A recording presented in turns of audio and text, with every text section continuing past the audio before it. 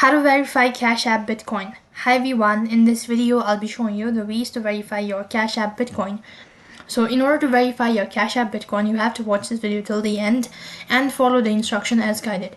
It's not that you're verifying Bitcoin, but then you have to verify your Cash App. Only then you can proceed on with the transactions such as trading or transferring money and all that. Then to verify your Cash App, first thing, log in into your account. From the home page, select the icon from the bottom left hand side corner of your screen.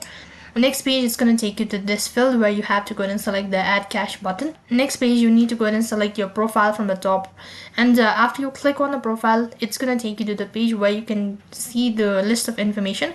Under it, go ahead and select verify my account, and accordingly to verify your account, the information will be provided, what sort of documents and what sort of stuffs you'll be needed while you're verifying your Cash App. Accordingly, providing the information that has been asked, and within no time you'll be notified with a statement that your account has been successfully verified. So that is all for this video. I hope the video was helpful. Make sure to like, share and subscribe to our channel. Thank you for watching. See you in the next video.